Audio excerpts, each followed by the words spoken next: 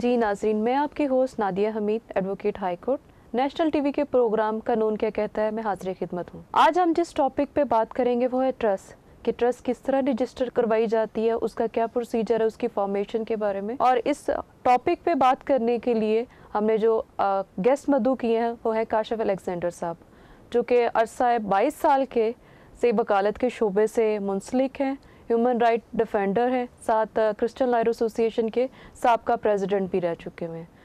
तो आए नाजरीन, इनसे बात करते हैं। जी काशिफ साहब, हम आपको अपने प्रोग्राम कानून क्या कहता है में खुश आमदीद कहते हैं कि आपने अपने कीमती वक्त में से टाइम निकाल के यहाँ पे तशरीफ़ लाएँ। जी बहुत बहुत शुक्रिया आपका दोबारा अपने प्रोग्राम पे बुलाने का। जी काशिफ साहब, जैसे मैंने इंट्रो में ही अपने टॉपिक को इंट्रोड्यूस करवा दिया था कि ट्रस्ट, तो आज मेरा जो सबसे पहला क्वेश्चन है कि ट्रस्ट का जो वर्ड आता है किसी के भी जहन में, तो वो सबसे पहले जानना चाहते हैं कि ट्रस्ट होता क्या है। जी बहुत बहुत शुक्रिया वंस अगेन कि नेशनल टीवी के अंदर बहुत सारे ऐसे टॉपिक्स डिस्कस हो रहे हैं जो कि दौरे हाज़र की बड़ी अहम ज़रूरत है। ट्रस्ट की डेफिनेशन उर्फ़ आम में बताना चाहूँगा मैं कि आम तौर पर ये कहा जाता है कि किसी भी चीज़ का कोई अदारा बना दिया जाए या कोई ऐसा ट्रस्ट किसी पे इत्माद ज़ाहिर करते हुए कि जी मैं अपनी ज़िंदगी के अंदर कोई काम करना चाहता हूँ, किसी अवाम मफाद आमा के लिए कोई काम करना चाहता हूँ, तो अपनी जो प्रॉपर्टी है या अपना रुपया पैसा जो है ना उस चीज़ के लिए मुख्तस करना चाहता हूँ, तो वो एक ट्रस्ट बना देता है अपनी ज़िंदगी के अंदर कि ये आप मफाद आमा के लिए या मेडिकल के लिए, तालीम के लिए, लोगों को खाना खिलाने के लिए या उनके खैराती काम के लिए कोई अपनी प्रॉपर्टी, माल, पैसा जो है वो उसको मुख्तस कर दे। तो ट्रस्ट की आम जो एक आम ज़ुबान में इसका मतलब यही है।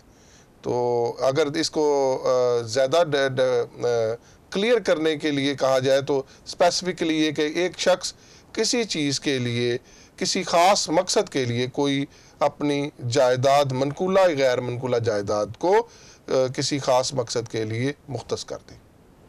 जी बिल्कुल, थैंक यू काशिफ साहब। यानी आपने बता दिया कि ट्रस्ट का जो मतलब है कि कोई भी पर्सन वो एक स्पेसिफिक काम के लिए अपनी जायदाद और अपना पैसा जो है वो वक्फ कर दे।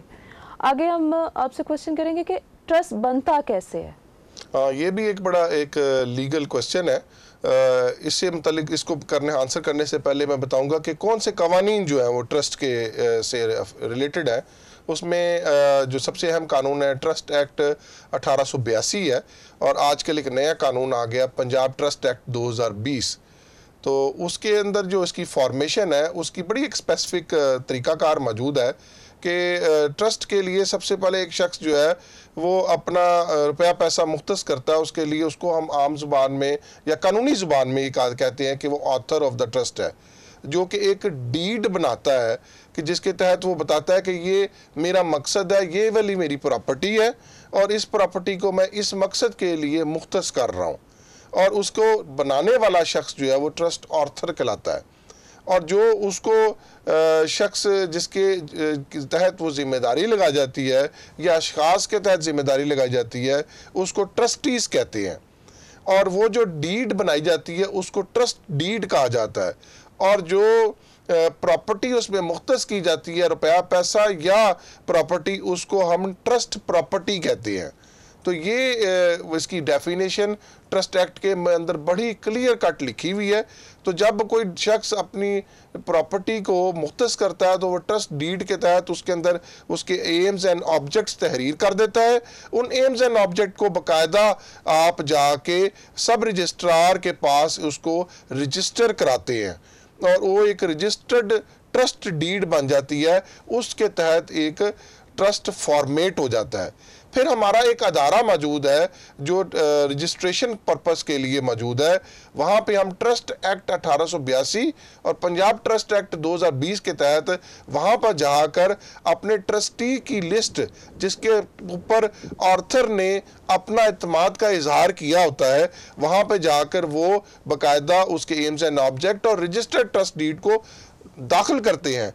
तो वहाँ से हमें एक सर्टिफिकेट मिलता है जो कि कहलाता है ट्रस्ट एक्ट का सर्टिफिकेट।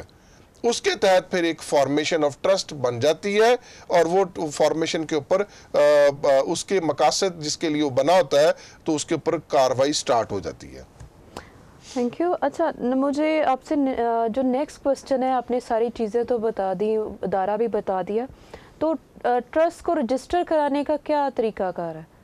ट्रस्ट को मैंने जैसे आगे बताया कि वहाँ पे एक अदारा मौजूद है, उसके अंदर हम जाके बाकायदा ट्रस्ट की जो रिक्वायरमेंट है उसके तहत हम उनके आईडी कार्ड्स और उसके अंदर जो अशखास हैं उनका आजकल तो बहुत सारे SOPs आ गए हुए हैं, जैसे उनका टैक्स पेयर होना बड़ा ज़रूरी है, उनकी टैक्स रिटर्न फाइल करनी है, आईडी कार्ड्स की कॉपी फाइल करनी है।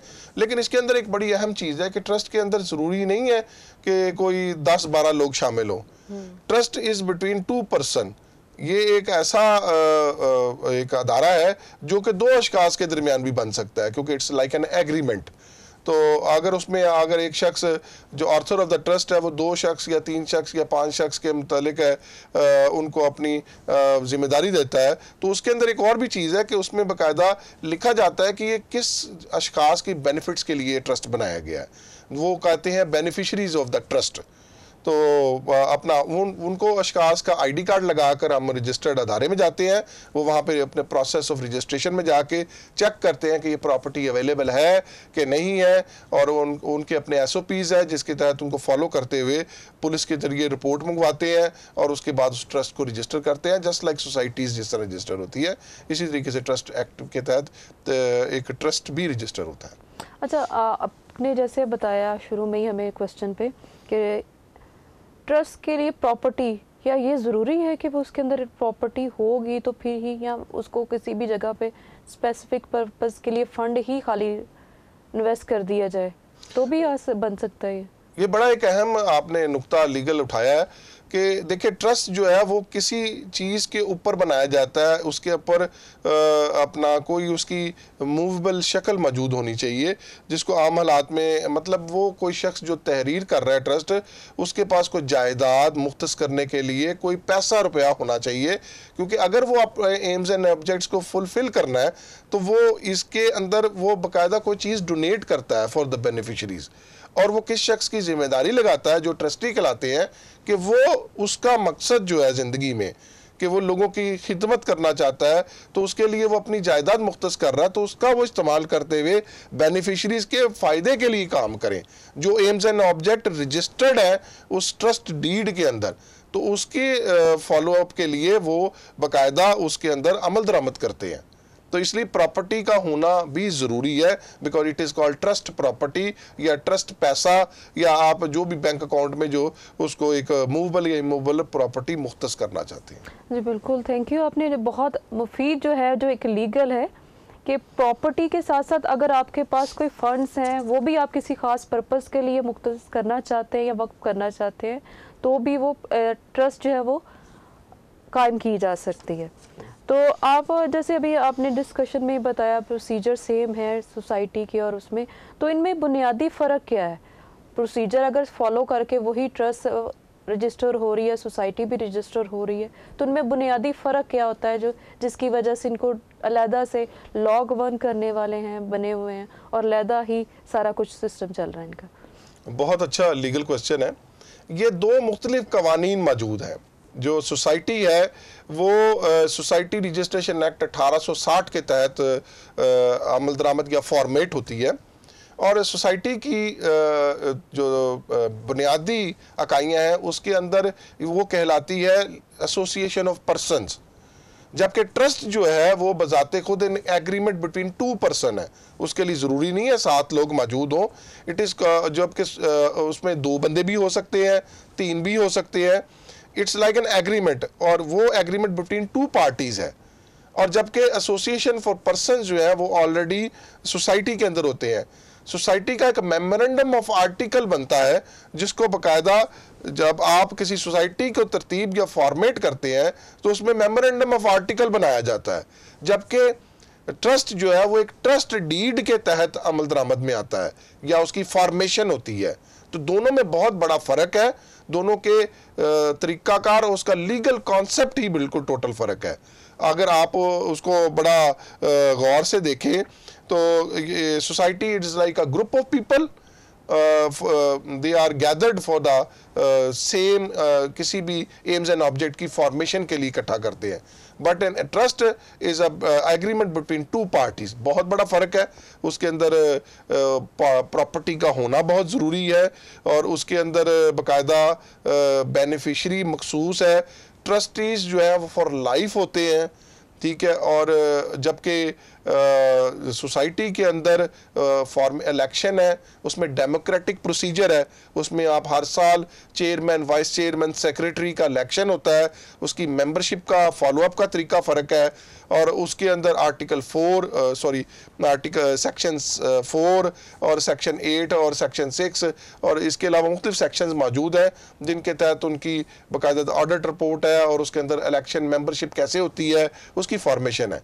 लेकिन ट्रस्ट डीड के अंदर आपके ट्रस्टी डिफाइन कर दिए जाते हैं कि ये वाले शख्स ट्रस्टी हैं, और उसमें ये भी तरीकाकार दे दिया जाता है कि अगर इन केस ट्रस्टी की डेथ हो गई है या ट्रस्टी छोड़ना चाह रहा है तो उसका प्रोसीजर भी उस डीड के अंदर लिखा जाता है और उस डीड के प्रोसीजर को ही फॉलो अप करके ट्रस्ट में कोई तब्दीली की जा सकती है।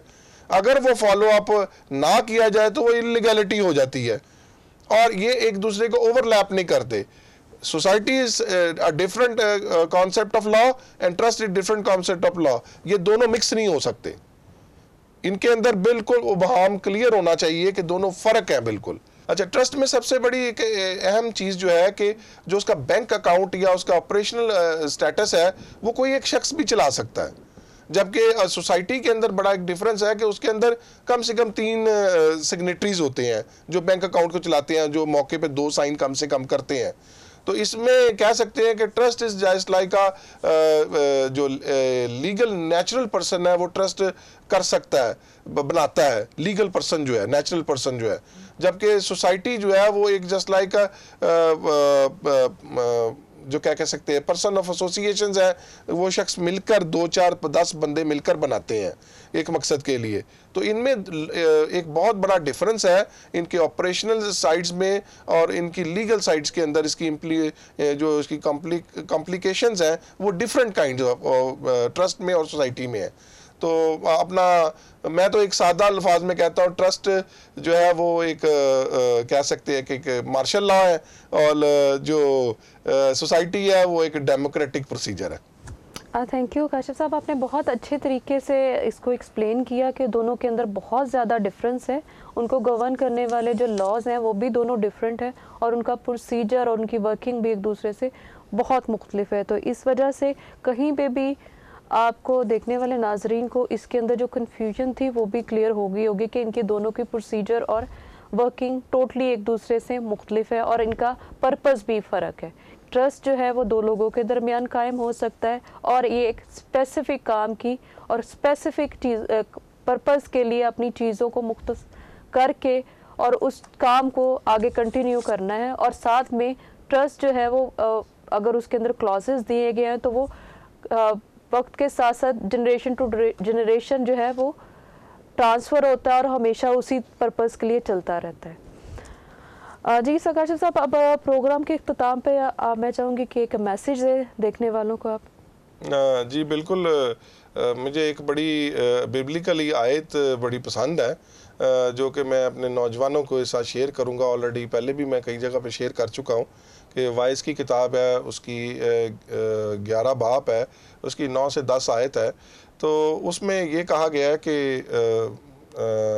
कि नौजवान अपनी जो जवानी है कि अयाम को बड़े अच्छे तरीके से एंजॉय करें, लेकिन ये बात भी याद रखें कि जो कुछ भी आप जवानी के अयाम में करते हैं उसका आपने अदालत के वक्त जवाबदेह होना है।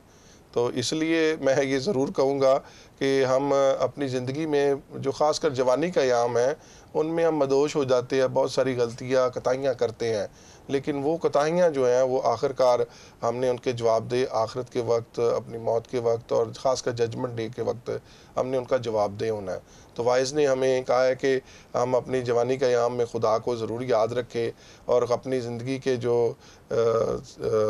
तरीक़ाकार हैं उसमें ख़ता से और बुग़्ज़ से और झूठ धोखाधड़ी से कोशिश करें कि ज़्यादा से इज्तनाब करें क्योंकि हमारी जो ज़िंदगी के ख़ासकर सोसाइटी के जो हालात बदलते जा रहे हैं, आप लोग अच्छी तरह सारे वाक़फ़ हैं बीइंग मिनॉरिटी इन पाकिस्तान होते हुए, कि हमें अब बहुत ज़्यादा अपने कलाम मुक़फ़ा के साथ क्लोज़ होने की ज़रूरत है और उस पर अमल दरामद करने की ज़रूरत है। तो नौजवान होते हुए मैं ये ज़रूर कहूँगा कि अपने जवानी का अयाम खुश खुर्मी से गुजारें ज़रूर, और उसमें लेकिन उन गलतियों से इज्तनाब करें जिसका जवाब आपने आखिरत में और आखिरी उम्र के अंदर जाके देना है। और क्योंकि हम भी अपनी जवानी के अयाम में बहुत सारे ऐसी चीज़ें थी जो कि जिनका बाद अज़ां एहसास हुआ कि ये हमें नहीं करना चाहिए था। तो मेरा भी उन नौजवानों से यही बारहा दोबारा रेपिटेडली बात यह है कि अपने मज़हब से दूरी को ख़त्म करें और बाइबल के ज़्यादा नज़दीक आएँ, बाइबल के अहकामात को पढ़ें और हमें हमारी मशले राय हैं वो, और ख़ासकर मौजूदा दौर में हमारी बहुत वो मदद करते हैं। जी नाजरीन, उम्मीद करती हूँ कि आज का जो प्रोग्राम ट्रस्ट के ऊपर हमने ऑर्गेनाइज़ किया था आपके लिए ज़रूर फ़ायदेमंद होगा। और मैं और मेरी टीम को इजाज़त दीजिए, मिलते हैं नेक्स्ट प्रोग्राम में एक नई इन्फॉर्मेशन के साथ।